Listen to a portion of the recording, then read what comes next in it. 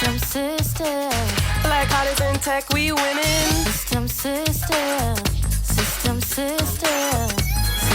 SiSTEM. Hi, everybody. My name is Maya Miller, And I'm Chloe Garden, and this is Bytes and Insights. a podcast about women who have built their dream. Today, we have a lovely, lovely guest, somebody I'm very, very excited to introduce you guys to. Allie, do you want to do a quick introduction? Yeah, absolutely. Well, thank you both so much for having me. Hi, everyone. I'm Allie Joy. I'm the founder and executive director of Baddies in Tech, which is a professional development community that empowers women of color to start and scale their careers in the tech industry. Amazing. That was like a really good pitch, honestly. That was like the elevator pitch. And y'all heard her say the executive director? Yeah. Period. Thank you for joining us today. Yeah, thank you both for having me. Right. I'm super excited. First off, we always have to ask, what's your favorite bite? And since we're in the holiday season. It's winter. Yeah. What's your winter edition? So I love hot chocolate. And I also love the little tin cookies that you got when you were a kid. The ones that like usually have nothing inside. They have nothing in it. Like Yeah. you eat them and then like the next time you're like, okay, let me get some cookies. And then you open it and it's like a sewing kit. So Yeah. The yeah. OG storage units. It's just like so nostalgic. I know. Yeah. Well, we do have some hot chocolate for you. Unfortunately, we don't have cookies. No cookies, but we got the hot chocolate. We don't know where the cookies are. Thank you. Cute. How'd you know? Okay, I wait. appreciate I y'all. think this one's mine. And there you go. Cheers. Cheers. Let's go taste Yay, test. okay, so culture, period. Mm-hmm. Oh, that's good. I haven't Right? had hot chocolate in a long time. That's what I'm saying. This is so good. Like you said, it's something nostalgic. Well, you said about the cookies, but something about hot chocolate also. Too, yeah, 100%. It just takes you back to childhood. Yeah. It's like we're adulting really hard right now, so Very this is, hard, like, actually. the time to drink some hot chocolate. Well, thank you for joining us. You told us Yeah. about your position. Now, can you tell us about your background and just how you got your start into tech? Yeah, absolutely. So I am an immigrant. I'm from Ghana, and I know you said you're going to Ghana next Yes. week, so hit me up. I got the Rex for you. But I came to this country when I was 7, and I say that because that kind of goes into my career. And so when I went to school, I went to Syracuse University. I was pursuing like a medical degree or like pre-med because, African kid, like doctor, lawyer, engineer, that's the thing. So Yeah, you had to be one of those three. one of those three, that's Pick it. one. Pick one. You have options, but those are the only three. Otherwise, it's like, so you don't want to have a job. So you wasted my time coming to this country. Why didn't you have money? You don't want to have money? So you don't want to have money. So so that was like my career path. And I remember even like my junior year when I started doubting kind of that path, I told my dad, he's like, you're selling yourself short. So it was interesting, like making that transition, but I started realizing I didn't want to do that. And my senior year, I took a genomics course, and that was all about the intersection of like healthcare and technology. And that was when I started seeing that like there was that like crossover. So I started, really exploring that. And when I graduated, I landed at an AI health tech startup down in North Carolina. And that was like before AI was cool. This was like back in 2018. So it was before this whole AI thing was a buzzword. But I started working in technical implementation and business development. And it was interesting because that company was like essentially building AI to replace medical scribes, which was something I did undergrad when I was like still on the pre-med path. So it was really me leveraging that like work experience to get my foot in the door with the tech industry. And so that's something that's always been what I preach with Baddies in Tech is that you can always leverage experience that you have to get into tech. And that's exactly what I did. I love that. So I started at that company, and it was a startup. So it was pretty small, but I was the only Black person. I was the only Black woman. I was the youngest person there. And so I definitely felt like a fish out of water. And so Baddies in Tech was really my way of like trying to find my people, you know, trying to like find mentors and sisters who could really like support my career because I didn't have that background. Yeah. And it really started one day. Like I used to travel for work. So I was getting compliments from the client and I took a selfie and I was like, hashtag Baddies in Tech. And it just popped in my head. It was like, hashtag Baddies in Tech. And I clicked the hashtag and I saw no one had ever used it before. And I was like, oh, really? Oh, this was at the end of 2018. So I was like, yeah, like it just described me as like a girly and like a professional. And I was like, I feel like this should be a thing. So I ended up like just creating an Instagram page that was like Baddies in Tech just to like No, I love this. This is iconic. Yeah, just to like share my journey. And I would find other women that I thought were baddies in tech and I would like tell their story in like little like Instagram blog posts. And that's how it started. Like it didn't start with the intention of like, oh, I'm going to build this company and I'm going to like take on like DEI in the tech industry. It was just like me feeling a problem and like trying to solve it for myself. And you know, I didn't realize that there was a systemic problem at the time, but just kind of starting to put things out there. Other, you know, Black girls, brown girls were like, I'm a baddie, I'm in tech, or I want to be a baddie in tech. And they were like, I'm facing a similar problem. And so it just grew really quickly. And that's how it started. Yeah. And that's when you know you have something good because like the scale and pace of things, it grows so exponentially when like there's that true need for that community. Absolutely. And I think that's how the best businesses are built is when, you know, the founder feels the problem deeply and is like just trying to create a solution and, you know, it catches on. Yeah. I'd love to know like that there was like particular challenges that you faced like when you were starting out in tech and like how that shaped your mission for Baddies in Tech. Yeah, so I think it's the problem that everyone faces when they're kind of like starting in corporate in general is like straight out of school. Like you just don't know how to navigate that environment. Like it's not just about like putting your head down and working and like putting out your best work. It's like the politics around it. So much politics. And I remember like my manager she was a first time manager. So that was like the hardest thing. Yeah, I already know. Yeah, first time managers. Oh my gosh. Yeah. 'Cause you're like a guinea pig. Exactly. Yeah. I was a guinea pig for her and it was horrible. She was like a white woman, like just first time manager, didn't know what she was doing. And so like it was even like I had to kind of reverse manage her and like teach her how you had to manage your manager. Yeah, exactly. Yeah. And that was difficult. So it was really me just like, dang, like I don't know how to navigate this environment, especially being an only in this environment. Exactly. I didn't have people to ask like, hey, how should I go about this situation?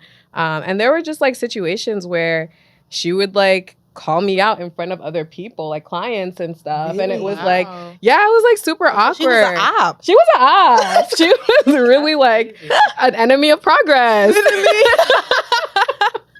So that was like my biggest challenge was like just not knowing how to navigate the environment. And that was why I was seeking like mentors and other people to like bounce like experiences off of. Yeah. Got you. That makes a lot of sense. Yeah.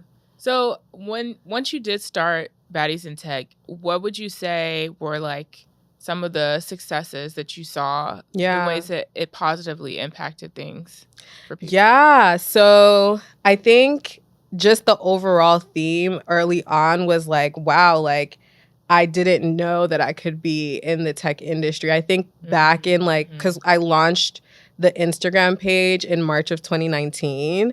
So back then there weren't a lot of like communities and stuff like that on Instagram or like anywhere really for like specifically like Black girls or women of color in the tech industry. So the early successes was like, I just didn't even know that this was for me. Yeah. And then I think, because it like Baddies in Tech and the brand made things really friendly and approachable, like made the tech industry friendly. It grew really quickly. So within that year, we had reached like over 10K followers. And then I actually quit my job, that first job, because I think I just couldn't take it for. She was like, but you had to get up out of there. Exactly. I had to skedaddle. So I actually quit that job in June of 2019. I actually went back home to Ghana because I like had a dream of just building like health tech solutions on the continent. And so I ended up finding a program that like essentially trained you on like tech entrepreneurship in Africa. It was very like God sent. Like, very much like things aligned. And ended up being in Ghana, but the whole program was like kind of like Big Brother for tech. So so it was like 50 entrepreneurs from all over Africa. And I was the only one that came from the United States. Wow. But they made an exception because I'm like Ghanaian originally. Yeah. So they were like, yeah, you could come through. But it was like 50 entrepreneurs. So people were from like Nigeria, South Africa, all the places, and like all in Accra, Ghana. And we like lived in the same house. We like went to like classes together, and the whole premise was like find problems in Africa, form teams, build solutions, and like pitch at the end for 100K in investment. Wow. Yeah, so it was like a year-long program. This wasn't televised? I'm like, does it sound like a show? Yeah. Bruh, I always said they needed to put cameras in that house because how people were going crazy. I bet. Like, yeah. There's relations. That's what I'm saying. That's a whole side story. Like, yes, it was a whole side quest for real. But yeah, so I did that, and that was like really my crash course in entrepreneurship and like the tech industry and just building products because I didn't have that educational background. So I did that for a year, and that was like 2019. By the time I graduated, the pandemic was like raging. Yeah. So I didn't come back to the States. I stayed in Ghana for another year. But also George Floyd had been murdered, and like all these companies were like making DEI commitments and all of this stuff. And so Baddies in Tech had like built this audience already. And so we were kind of like well positioned to be a talent pipeline specifically for Black and brown women for tech companies. And that's how, Baddies in Tech started becoming more of a business. And I started sourcing talent from the community and connecting the talent to these tech companies. Okay. So and it was more like a hiring initiative. Like that's where you guys were able to find a lot of impact and exactly. Stuff. Okay. So it became like a hiring initiative, and we were able to connect women to like, tech jobs. And that was really interesting. And so I found that I liked it. So when I came back to the States, I like leveraged that experience and started working at another health tech company here in New York. And I was leading all their DEI, like talent acquisition initiatives and helping them to diversify and like find talent, specifically for like their software engineering org. Okay. And so continued doing that for 2 years and just was like building Baddies in Tech on the side and do it like once things started opening back up, we started doing like in-person events and stuff like that. And then in 2023, I like quit that job and went full-time with Baddies in Tech. And that was like in June 2023.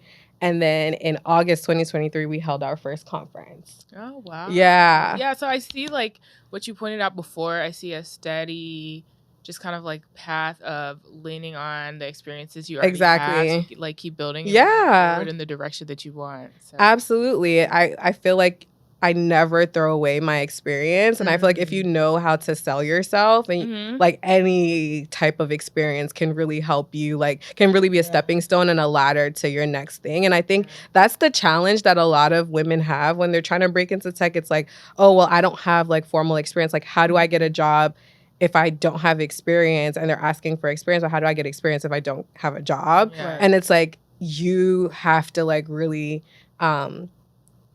figure out like what skills you have from the experience you already have that can transfer and then like really amplify that. And that's what I've continued to do with my career. No, I love to hear that. Because like I feel like me and Chloe kind of have like traditional like software engineer backgrounds, like studying computer science. So I feel like it's really inspiring to hear about your journey coming from like, I guess, a non-traditional like pipeline career to tech. Exactly. Yeah, exactly. I think that a lot of the women in Baddies in Tech are like that. A good amount, have kind of gone through like an engineering degree program and like boot camp. and even like a boot camp and like are now in the tech industry, but a lot of them, you know, are just kind of, they've had other career paths. They've been teachers and like then transitioned. And so, yeah, I think it's like, you know, I don't think everyone wants to be a software engineer. Exactly. And so it really is about, you know, again, like finding what you like and then figuring out how your skills can transfer. I'm really curious because, like you said, like Baddies in Tech was like really positioned like at a really good place. Like when everything was like Black Lives Matters and there was so much dollars being thrown to like diversify. Because I remember even at Twitter, like they were hiring like crazy with that like DEI in mind. Yeah. But I'm curious to know your thoughts of like the new administration because now it's like 2024. We already know who's taking over the entire. Every branch of government at this point. So I'm curious literally. How you I guess like see like the progression of Baddies in Tech and like what you guys' core mission and values are in this like DEI like basically like kill. Like it's like a kill switch. Yeah, it's really interesting. Like I think that, you know, the most radical initiatives we've seen have happened under like a Republican administration. So I think that, you know, it is a scary time and there's like a lot of ambiguity, but I think that, you know, we're going to see people stand 10 toes down. The people who really care about this work are going to continue to rally. And I think that we're going to see even more of a need and a desire for community over the next 4 years because, you know, people might not be finding that at their workplace. So I think organizations like Baddies in Tech and SiSTEM are going to become even more important and prevalent because like people are going to need to like really like stick together with your sisters, literally. Exactly. I think that on like the company side, we're going to see companies, like some companies are going to like kill their commitments and we're going to see a rollback of dollars. We're already seeing that. I think companies are already becoming really conservative with their dollars and like we've seen that like affect, you know, certain organizations like Women Who Code and like Girls in Tech, like they've closed down this year. And that's because they've, you know, they're like decades old organizations that run a really large operation and need a lot of dollars to run. And it's like once you're not getting those renewed commitments, it's like hard to sustain. So, you know, we are going to see a rollback of dollars. I think companies are going to really evaluate their partnerships very closely. But I think that some of the commitments, like we're going to see like the word DEI kind of go away a little bit, but they're going to kind of like move it under an umbrella of like culture and community or like inclusion and equity. And they're just going to kind of avoid the word diversity and try to kind of like disguise it a little bit to like not have outlets where they can be attacked. Dog whistle, because I think now it's not even that people's like priorities or opinions necessarily are all shifting. I think people are afraid. Like, nobody wants to get sued. Nobody wants to get sued. Like, nobody wants to be the target of those. So I know. Like, so one of my friends works at a company that does advertising for Walmart, and like they were saying that like they have gotten like lots of lawsuits from like Walmart externally to them about like all their initiatives for DEI. So like their whole thing has been switching to like belonging and everything, and like so she works on the advertising side, so like all of her copy that she's writing is belonging, community, and stuff like that. Because like I think like you're right, like all these commitments like ERG groups, like none of that probably will go away, at least at like some of these premier companies. But like I think you're right, externally outside of like the workplace, like there will be a massive need, especially like because we really still are coming out of the pandemic with like that need for like in real life experiences and just like community in real life. So I could just see that this is just going to intensify it even more. Yeah, because I think that, you know, people, first of all, the numbers speak for themselves. Like companies who are more inclusive, who are more diverse, perform better, make more money. And I think that, you know, we've come too far to go all the way back. So I don't think that it's going to be completely reversed. I think people are also very used to having like diverse thought partners to like bounce ideas off of. And it's like, you know, we can't go back. So I think people who care about this work are going to, you know, stand on it and like double down. But, you know, I think externally and like even with us, like, our website copy can't really say, diversity that much, right? Yeah. It can say like we're building inclusive cultures and things like that. But it's going to be an interesting time for sure. Yeah, because the baddies in tech are here. We're here, and we're not going nowhere. We're here to stay. Yeah, exactly. Yeah, absolutely. Yeah. Do you see? I mean, because like I know, I guess a lot of like the transition in the dialogue from diversity and inclusion to belonging and community. Do you think there are other ways that companies could start to gear their efforts to actually focus on, like helping Black people, Black women in the tech space? I think that, again, I think that this is where like they're going to be really careful with the partners that they make and really trying to like find unique ways of partnering. So like, I've been having conversations with tech companies that, we partner with or want to partner with, and they're really trying to figure out like, okay, how do we, like, instead of like a happy hour, like how do we really co-create and curate like a really unique space that like focuses on developing leadership within, our employees at our, at this company. So I think just like it's going to be like unique engagements, and I think like listening to the people in the community. Like one of the things that we're thinking about is like, do we need to do a focus group to like really understand, at like a senior level software engineer that's a Black woman, like what are the things that they want to learn, what are the things that they care about, and what are the conversations they want to have, so that we can really focus on when we're building partnerships, creating and curating like professional development opportunities that align with that. That makes a lot of sense actually, to like get like exact data points, to like know like how organizations like ours can like actually benefit in a real tangible way to these people. Exactly. So I'm curious to know like what are some strategies, I guess, like on the Baddies and Tech side that you've seen like actually help your members be able to like take leadership, grow their careers in like such a male dominated industry? Yeah. I think the biggest thing that's going to be important in 2025, even more important, is personal branding. I think that, we got to create the content. And I'm saying that for myself too. I need to hear this. I need to hear this too.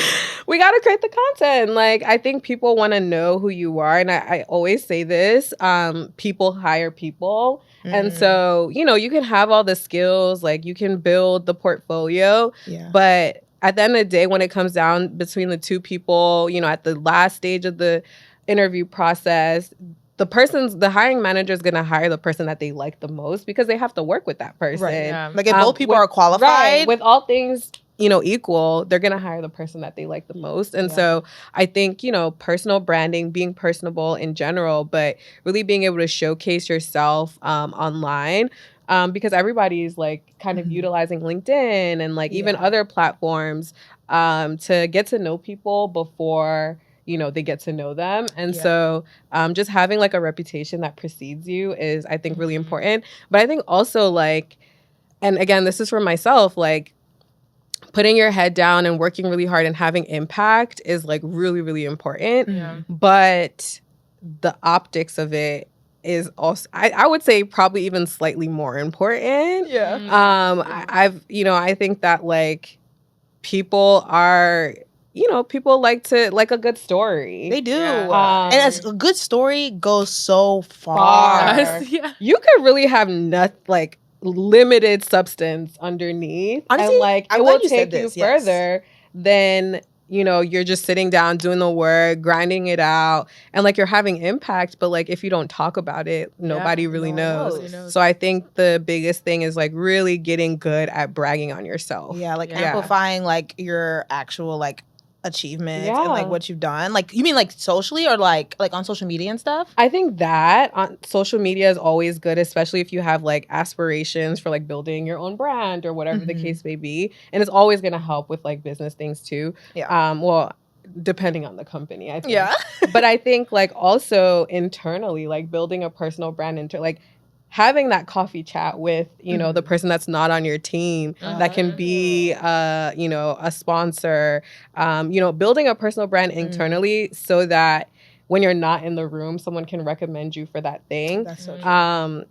Can recommend you for speaking engagements, that and like projects that the company is doing that, you might not get otherwise. But also for like promotions and, raises, like, keeping receipts of like, I've done this, this, and this. And again, getting really good about bragging on yourself, I think is like really important for advancing your career. No, I love that. Like when I was at Google, like my manager always was saying like, have a brag book. Yeah. And like, honestly, that exercise of like writing down like what I've done in like a quarter or a half was always like really good for like combating my imposter syndrome too. Yeah. Like it's good for external, but I think it also is good for you internally because you're able to like know like this is all the things that I've achieved. Like I deserve to be here. Like I really am that girl. Yeah. Cause I think like as Black women too, like we tend to like achieve something and then move right on to the next thing, and we don't take the time to reflect. And so I think having that there, and then at the end of the quarter, at the end of the year, being like, let me look back on what I did. Yeah, I think you're right. It's like so good for your mental health and like your self-esteem and I think I think just self-esteem is the right word. Knowing that you're that girl, and like you're bringing a lot of value to this space. And you deserve the money. About like, no, literally, because when it's time for getting that promotion, it's like, actually, I need some more money. Yeah, because actually I do deserve that. And I think like Black women, I would say women in general, we're just like not historically the best at like amplifying our achievements out loud. So I'm really glad that you said that. Yeah. I resonate with that a lot. The white man will tell you what he did quick. It is funny because I was talking to my friend because she was at this pitch competition and like she was saying that a white man just needs a good pitch deck. Yeah, that's like all they have is a good pitch deck and then they be and that's it. And then they be getting millions of dollars. They don't even have no data points, no product, nothing built. So it's just a pitch deck. Do you know how many like white male founders are like lying on their like inflating their numbers, lying to their investors, and none of them get caught. Like when you see the people who are like getting the sentences, it's all like Black people. It's crazy. It's like, but they do it all the time. All the time. They do, and they get away with it. And if they do get caught, it becomes a documentary on Hulu. Shout out to Fire Island. Fire Island. What's that other guy? The guy with the crypto scam. Did they? I thought they did. I saw that on Twitter, but I don't know if they made it. Okay. Yeah. But I know you're talking about something on Twitter. Fire.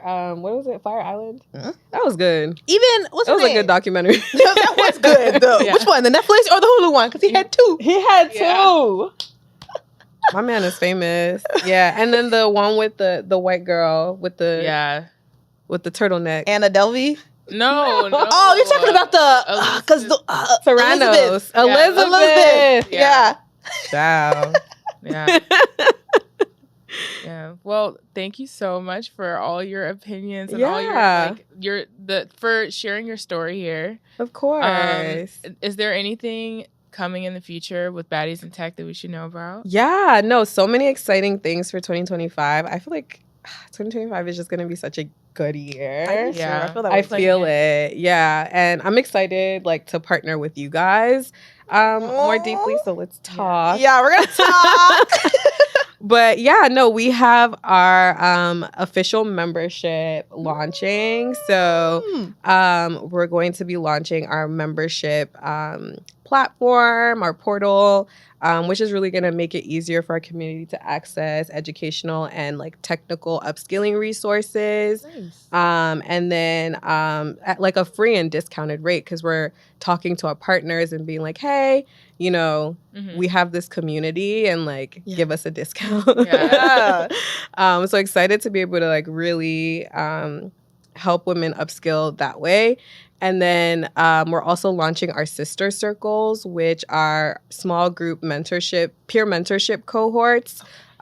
So that is going to allow us to really connect our community based on their location, their career interests. So like if you're in a software engineering path, but across levels, because we have women who are entry to executive level in the community. And we really believe like in the power of having, being able to see the progression of your career and learning from other people's experiences and like leveraging their networks. And I think even for the women who are at the executive level, there's like a reverse mentoring aspect of that. Really learning how to be a better leader from the people that you would or could be leading. So yeah, we had something like that with Dev Color, and it was really, really nice. useful. Okay, yeah. So I'm excited about it. I'm very excited for this. Thank you so much, Allie. Yes, thank you for having me. This was amazing. No, it really was. Like hashtag Baddies in Tech. Period. SiSTEM. Like Baddies in Tech, we winning. SiSTEM. Java, Python, Scala, we do this. SiSTEM. Unity and engineering, we built it. SiSTEM. System for all your tech needs. SiSTEM.